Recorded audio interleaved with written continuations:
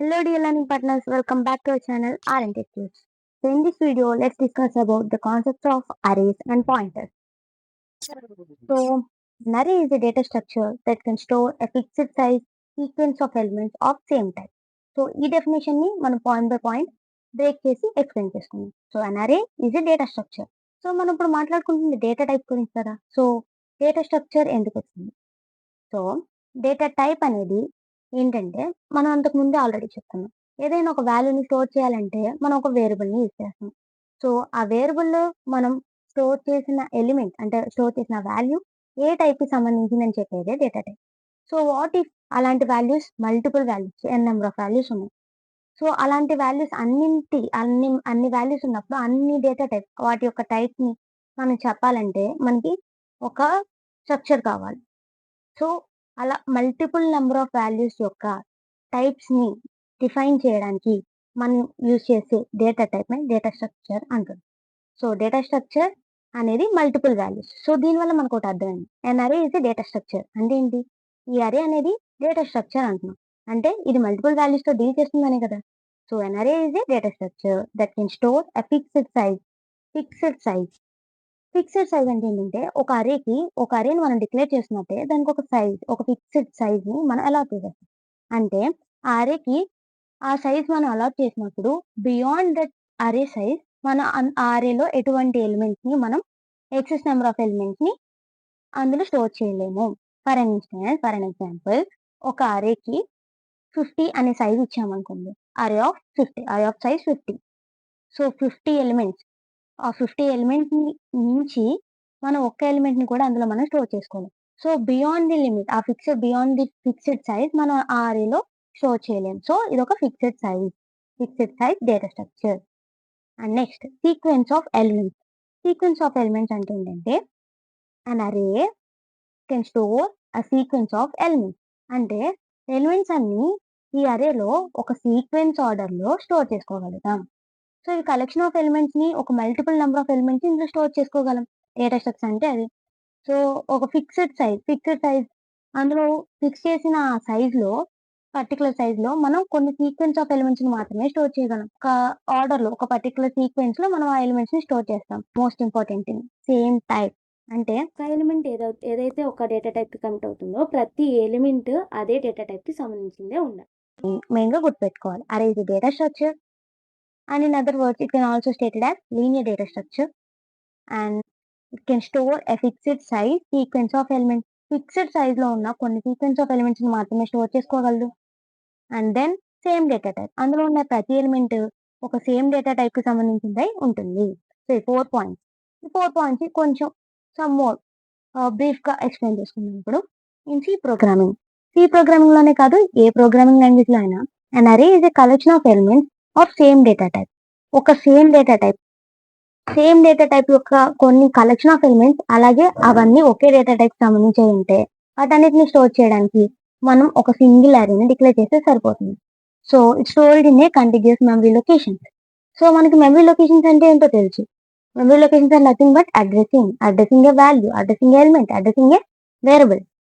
So, memory locations అంటే ఒక particular ప్రోగ్రామ్‌లో ఒక పర్టిక్యులర్ డేటా అనేది ఆ వాల్యూ అనేది ఎలా స్టోర్ అయింది, ఏ లొకేషన్‌లో స్టోర్ అయింది అని. సో, కాంటిగ్యూస్ అంటే ఏంటంటే ఇప్పుడు డేటా టైప్స్‌తో కాదు డేటా స్ట్రక్చర్స్‌తో. సో, డేటా టైప్‌ని మనం అడ్రెస్ చేసేటప్పుడు ఒక సింగిల్ వాల్యూ, ఒక సింగిల్ వాల్యూ యొక్క డేటా టైప్‌ని మనం అడ్రెస్ చేస్తాం అక్కడ డేటా టైప్స్. డేటా స్ట్రక్చర్స్ అంటే మల్టిపుల్ వాల్యూస్ కదా! సో, ఒక మల్టిపుల్ వాల్యూస్‌ని మనం ఒక సింగిల్ యూనిట్‌లో స్టోర్ చేస్తున్నప్పుడు వాటన్నిటికి ఒక పర్టిక్యులర్ మెమరీ లొకేషన్ కావాలి. ఒక బ్లాక్ ఆఫ్ అడ్రెస్‌ని ఆ మల్టిపుల్ ఎలిమెంట్స్ ఆ ఎలిమెంట్స్ అన్నిటిని అలాట్ చేసేస్తాం. దాన్నే కాంటిగ్యూస్ మెమరీ లొకేషన్స్ అంటాం. So, arrays allows you to store multiple values under a single name. అంటే అరేస్‌ని మనం ఒకసారి డిక్లేర్ చేస్తే అందులో మల్టిపుల్ నంబర్ ఆఫ్ వాల్యూస్‌ని ఒకేసారి మనం స్టోర్ చేసుకోవచ్చు కదా! సో, వాటన్నిటికి ఒకే నేమ్ ఉంటుంది. బట్ అందులో చాలా ఎలిమెంట్స్ ఉంటాయి. ఒకే నేమ్‌లో చాలా ఎలిమెంట్స్ ఉంటాయి. So, and you can access each value using it index. So, మనం ఒక్కొక్క వాల్యూని స్టోర్ చేయాలంటే అంతకుముందు వేరియబుల్స్‌ని యూజ్ చేసాం. ఏ వేరియబుల్ అయితే మనం స్టోర్ చేస్తామో ఆ వేరియబుల్‌తో మనం అడ్రెస్ చేసాం, యాక్సెస్ చేసుకున్నాం. బట్ ఇలా ఈ అరేస్‌లో అన్ని ఎలిమెంట్స్ ఒకే నేమ్‌తో అంటే ఒకే వేరియబుల్ నేమ్‌తో ఉన్నాయి గదా! అరే నేమ్‌తో ఉన్నాయి గదా! సో ప్రతి ఎలిమెంట్ ని ఎలా యాక్సెస్ చేసుకుంటామంటే యూజింగ్ ఇట్ ఇండెక్స్ వాల్యూస్ అంటే లైక్ మనం క్లాస్ లో ఉన్న ఒక మల్టిపుల్ నెంబర్ ఆఫ్ స్టూడెంట్స్ ని అడ్రస్ చేయాలంటే ఒక్కొక్కరిని ఎలా చేస్తాం, roll number 1, roll number 2, roll number 3 అలా సీక్వెన్స్ ఆఫ్ నెంబర్స్ తో ఎలా అయితే మనం వాళ్ళని యాక్సెస్ చేసుకుంటామో అరేస్ లో కూడా స్టార్టింగ్ విత్ 0, ఇండెక్సింగ్ వాల్యూ 0 తో స్టార్ట్ అవుతుంది. అంటే ఫస్ట్ అరేలో ఉన్న ఫస్ట్ ఎలిమెంట్ 0 తో స్టార్ట్ అవుతుంది. సో 0 తో స్టార్ట్ అయ్యి అలా ఆ ఫిక్స్డ్ సైజ్ ఎలా అయితే దానికి సైజ్ ఎంత ఉందో, ఫర్ ఎగ్జాంపుల్ 50 అయితే 49, లాస్ట్ ఎలిమెంట్ యొక్క అడ్రసింగ్ వాల్యూ ఇండెక్సింగ్ వాల్యూ 49, అలా 0 తో స్టార్ట్ అయ్యి n-1 తో ఎండ్ అవుతుంది. సో ఒక్కొక్క ఎలిమెంట్ ఇక్కడ ఈ ఎగ్జాంపుల్ లో తీసుకుంటే ఈ అరేస్ లో ARR AYS అంటే ఇవన్నీ క్యారెక్టర్ సంబంధించింది. క్యారెక్టర్ అనే డేటా టైప్ కి సంబంధించిన ఎలిమెంట్స్ అన్నిటిని మనం ఈ అరేలో స్టోర్ చేసాం. సో ఫస్ట్ ఎలిమెంట్ ఏంటి, ఏ. సో ఈ ఏ అనే ఎలిమెంట్ మనం యాక్సెస్ చేసుకోవాలంటే దాని ఇండెక్స్ వాల్యూ ఏంటి, 0. సో అరే నేమ్ ఆఫ్ 0ని మనం డిక్లేర్ చేస్తే ప్రోగ్రామ్ లో మనకి అప్పుడు అవుట్పుట్ గా ఏమొస్తుంది, ఈ ఏ అనే ఎలిమెంట్ ని మనం యాక్సెస్ చేసుకోగలుగుతాం. అలాగే ఇలా ఉన్న ప్రతి ఎలిమెంట్ కి వీటి యొక్క ఇండెక్సింగ్ వాల్యూస్ ద్వారా మనం ఆ ఎలిమెంట్ ని మనం అడ్రస్ చేసుకోగలుగుతాం, యాక్సెస్ చేసుకోగలుగుతాం. ఫస్ట్ ఎలిమెంట్ 0 తో స్టార్ట్ అవుతుంది.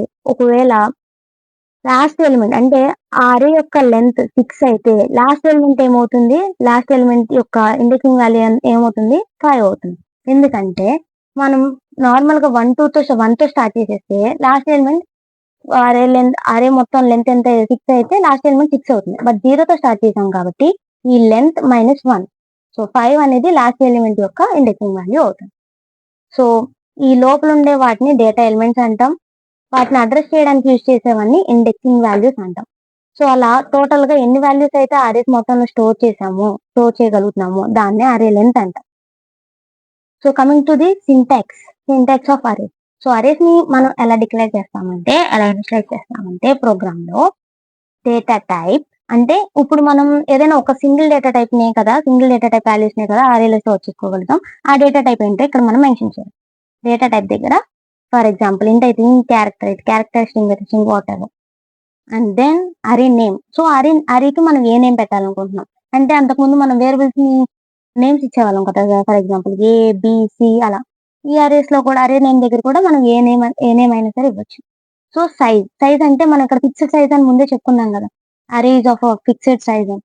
సో అందులో ఎన్ని ఎలిమెంట్స్ వరకు మాత్రం మనం ఫిక్స్ చేయాలనుకుంటున్నామో అరే యొక్క సైజ్ మనం ఇక్కడ మెన్షన్ చేయాలి.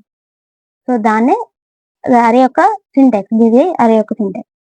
సో ఈ ప్రోగ్రామ్ ఒకసారి చూద్దాం. యాస్టీజ్ హెడర్ ఫైల్ మెయిన్ ఫంక్షన్ ఇక్కడ నుంచి స్టార్ట్ అవుతుంది.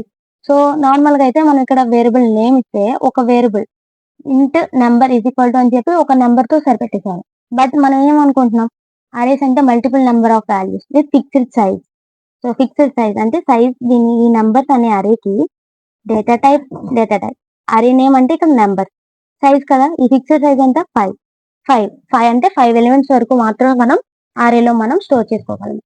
అందులో మనం ఈ వాల్యూస్ ని స్టోర్ చేసుకోవాలనుకుంటున్నాం. ఇక్కడ ఇంట్ అన్నాం కదా, సో అందులో ఇంటీజర్ టైప్ వాల్యూస్ ని మాత్రమే స్టోర్ చేసుకోవాలి. లైక్ 10, 20, 30, 40, 50. సో ఇవన్నీ ఇంటీజర్ డేటా టైప్ సంబంధించిన వాల్యూస్ మాత్రమే. సో printf ఫస్ట్ ఎలిమెంట్ ని ప్రింట్ చేయాలంటే మనం ఏం చేయాలి, అప్పుడు మనం ఇంతకు ముందే మాట్లాడుకున్నాం అరేస్ లో ఇండెక్సింగ్ వాల్యూస్ ని యూజ్ చేస్తాం. సో ఈ పర్టికులర్ అరేలో ఫస్ట్ ఎలిమెంట్ యొక్క ఇండెక్సింగ్ వాల్యూ ఎంత, 0 కదా.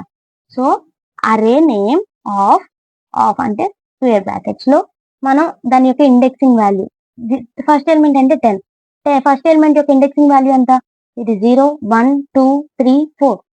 సో ఫస్ట్ ఎలిమెంట్ యొక్క ఇండెక్సింగ్ వాల్యూ 0 కాబట్టి నెంబర్ అరే నేమ్ ఏంటి ఇక్కడ నెంబర్ ఆఫ్ 0.